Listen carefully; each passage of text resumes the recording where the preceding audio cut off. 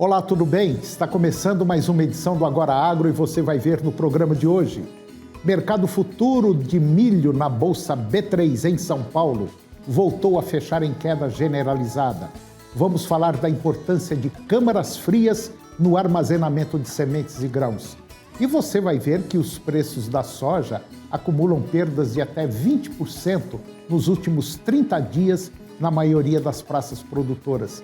E vamos falar também sobre adubação e correção do solo para pequenas e médias propriedades rurais. O Agora Agro já está no ar.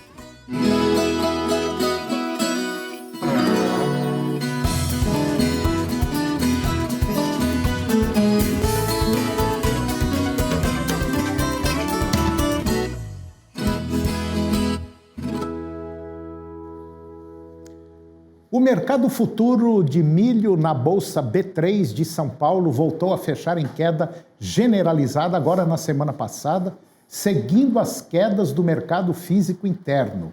E com isto, as cotações de janeiro recuaram R$ 1,76 e bateu na saca de R$ 72,87. Para março de 2021, recuaram 89 centavos, também para R$ 73,54 para março. E recuaram também 85 centavos para R$ 71,13 para o mês de maio. Esses recuos constantes da cotação de março confirmam o acerto da recomendação de fixação de preço quando a cotação de março atingiu entre R$ 82 e R$ 84 a saca. De lá para cá, as cotações já recuaram R$ 10,48 por saca, que fariam a festa de qualquer vendedor. De qualquer maneira, ainda é tempo de salvar alguma lucratividade. Ainda de acordo com a TIF Agroeconômica, dados robustos das exportações semanais nos Estados Unidos permitiram a alta dos preços do milho na Bolsa de Chicago. Além disso, persistem rumores de que a China busca milho norte-americano. As chuvas na Argentina e no Brasil transmitem certa tranquilidade e condicionamento ao mercado. Um complexo de soja em agitação, dólar mais fraco e indicações otimistas de exportação viraram os futuros de milho dos Estados Unidos agora na última quinta-feira, revertendo perdas iniciais para registrar novos ganhos, que é o que concluem os analistas de mercado. E agora eu vou conversar com Tailo Suri dos Reis. O Tailo, ele é executivo de vendas da empresa JA Câmaras Frias. E nós vamos falar sobre galpões para estoque de grãos e sementes. Tailo Suri, mais uma vez, obrigado pela sua presença aqui no nosso programa. Haja vista que você já esteve aqui uma vez falando justamente sobre a construção de câmaras frias para armazenamento, e realmente foi um sucesso a nossa entrevista. Deu um resultado muito bom. E agora nós vamos continuar essa conversa. Como é que você está? Tudo bem? Tony, estou muito bem e agradeço o convite. Estar aqui novamente com vocês é um prazer. Prazer é nosso, Tailo. Ô, Tailo, nós estamos vendo assim um setor agropecuário, principalmente a agricultura, vamos dizer assim, agressiva no sentido de investimentos. Eu converso com muita gente passa aqui pelo nosso programa, e a conversa é o seguinte: olha, não está tendo trator, não está tendo caminhão, não está tendo isso, não está tendo aquilo, o mercado está muito aquecido, principalmente o setor do agro. E eu me lembro quando você esteve aqui, depois você comentava comigo, que teve até uma procura boa para a implantação de câmaras frias em propriedades rurais. Como é que está a situação hoje? Então, as câmaras frias têm tido uma procura muito grande. Foi muito boa a nossa visita aqui, a nossa entrevista, né? E há necessidade premente de ter um local onde o produtor rural venha guardar os seus grãos, os seus defensivos agrícolas. Há essa necessidade, visto que muitos deles fazem uma estocagem, uma armazenagem de um modo irregular e muitas vezes tem perca com isso. E o que nós observamos também é o seguinte: para 2022, para a safra de 2022, já tem gente fechando contrato agora para compra de fertilizantes, para compra de adubos, para compra de sementes. E justamente essas câmeras frias, ela vem no momento exato que, para segurar preço, para garantir bons, vamos dizer assim, bons negócios, seria interessante o produtor, independente do tamanho, é óbvio, construir o seu galpão, vamos dizer, a sua câmara fria, para armazenar isso aí e ganhar no preço. Exatamente, excelente colocação. Nós queremos, então, incentivar o produtor a fazer, a confeccionar essa câmara fria. Ela vem em estilo galpão, essas câmaras frias, feita em um material muito bom, o EPS, ou o PIR, ou o poliuretano. Esse ambiente nós fazemos ele com refrigeração, o que evita que haja mofo, que haja, por exemplo, a germinação da semente. Inseto. Nesse local também nós podemos colocar a desumidificação, se for necessário, ou também, além de controlar esse ambiente com a temperatura, colocar um... Não, você disse o seguinte, que na reportagem passada, eu me lembro exatamente bem que o produtor tem condição de manter um controle total de, vamos dizer assim, de umidade dentro dessa câmara fria, fazendo com que todos os produtos que são colocados ali dentro permaneçam com a sua qualidade durante um determinado tempo, quer dizer, durante o tempo que for necessário manter. Ao contrário do que guardar esse produto em condições, vamos dizer, fora das condições ideais. Exatamente. Nós não podemos, assim, não temos condição de precisar, Antônio, mas nós temos consciência, pela nossa experiência, pelos clientes que nós atendemos, que quando esse grão ou semente ele é armazenado em condições que não são ideais, nós não podemos precisar aqui que são 20% de perca, mas nós temos convicção de que a perca ela é muito grande. É verdade. É claro, se você mantém uma semente guardada em condições ideais, automaticamente ela não perde nenhum valor. E automaticamente, no momento do plantio, a germinação basicamente é quase 100%. Deixa eu te fazer uma pergunta que eu não fiz na reportagem passada, na entrevista passada. As suas câmaras frias, elas podem ser a energia convencional ou pode ser por, vamos dizer assim, energia solar? Excelente pergunta. Nós estamos, inclusive, vivendo um momento, né, que precisa disso, né, que o planeta está precisando disso. E nós fizemos parceria com uma empresa que trabalha com energia solar e a câmara fria pode ser, sim, abastecida com essa energia. Poxa, isso é excelente. Bom, eu conversei com Tailo Suri dos Reis, ele é o executivo de vendas da JA Câmaras Frias, uma empresa, vamos dizer, muito conceituada no Brasil, e nós estamos, assim, tentando fazer um trabalho de divulgação desse produto, porque nós temos certeza absoluta que é um produto que vem agregar nas condições do produtor rural. É um produto, vamos dizer assim, essencial para a sua propriedade.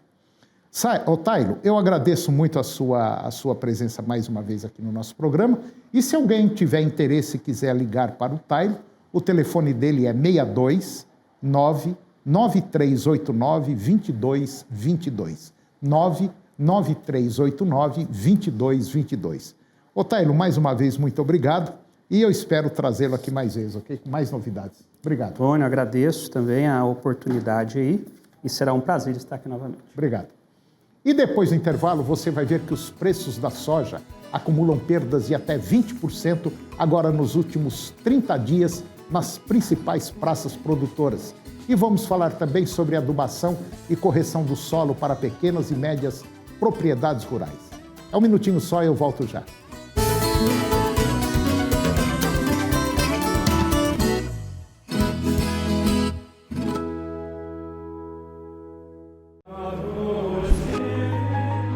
E tudo que pedirem com fé na oração, vós o recebereis.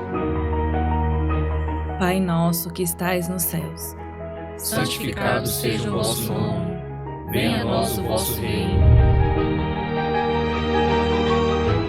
Ave Maria, cheia de graça, o Senhor é convosco. Creio em Deus Pai Todo-Poderoso, Criador do céu e da terra, e em Jesus Cristo, seu único Filho, nosso Senhor, que foi concebido pelo poder do Espírito Santo, nasceu da Virgem Maria.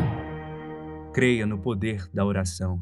Creia no poder do Divino Pai Eterno.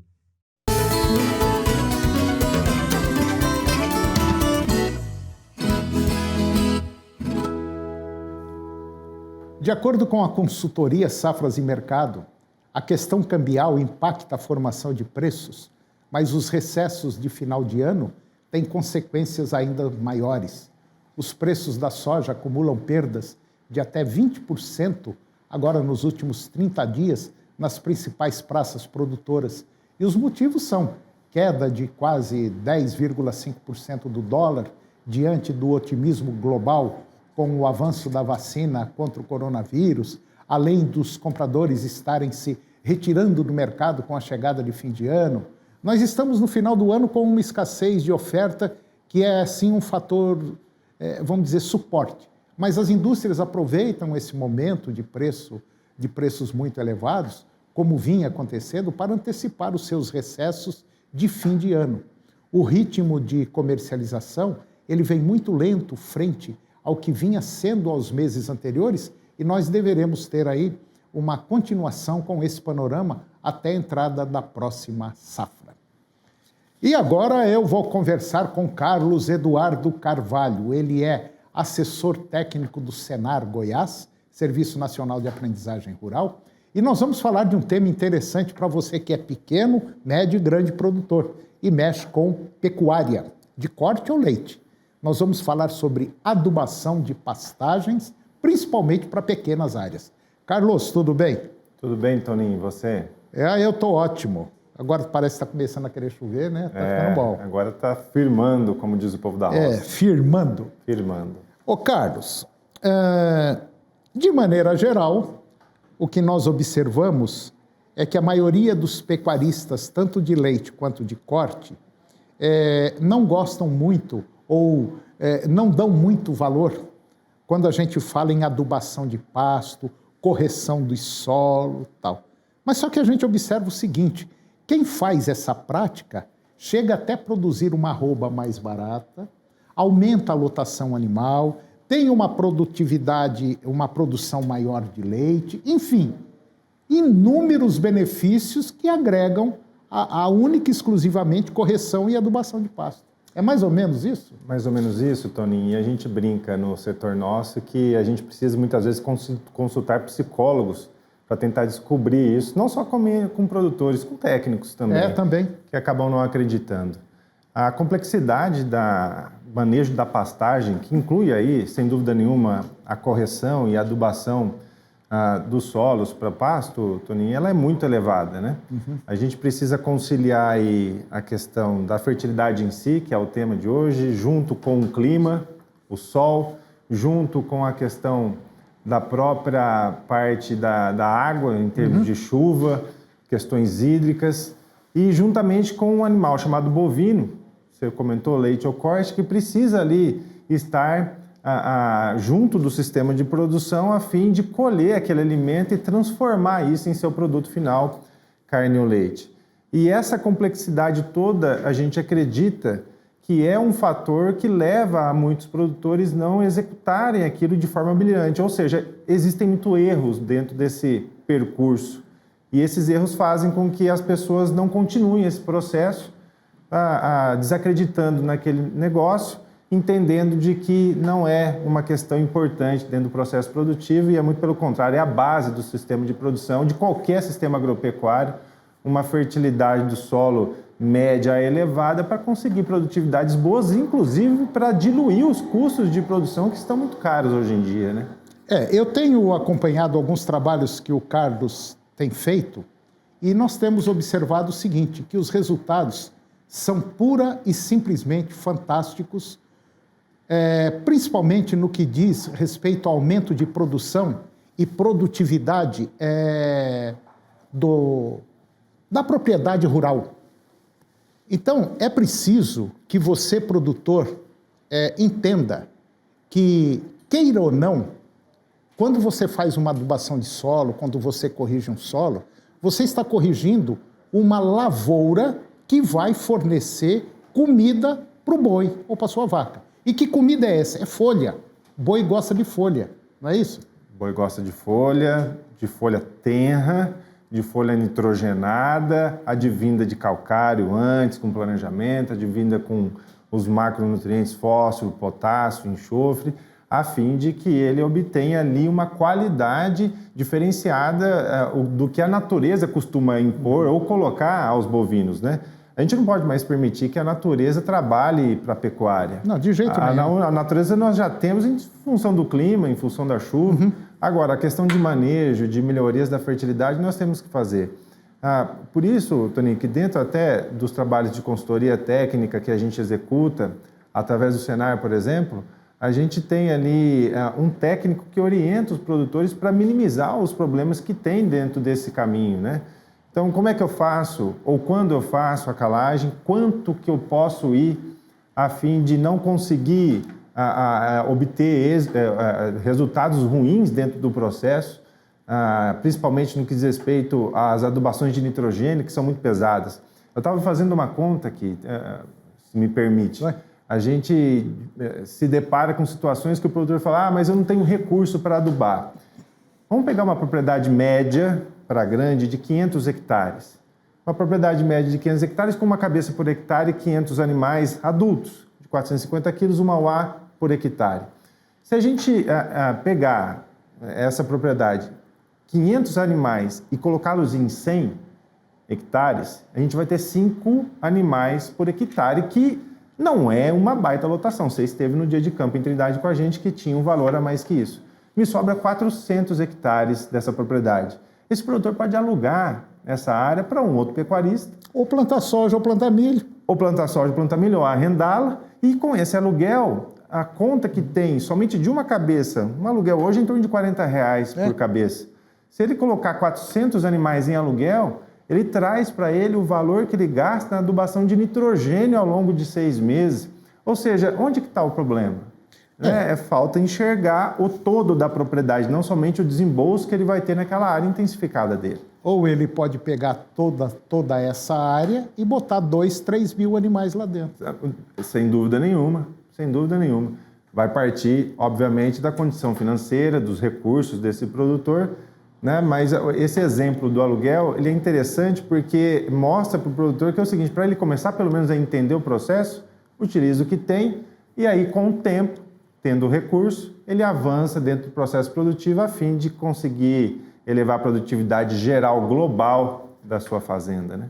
Olha, condições de produzir e ganhar dinheiro com pecuária de corte, tem. Com leite, do mesmo jeito. Tudo depende de uma coisa só, objetivo. E dentro do seu objetivo é você fazer o seu planejamento. Pode ter certeza absoluta de uma coisa que eu vou te falar.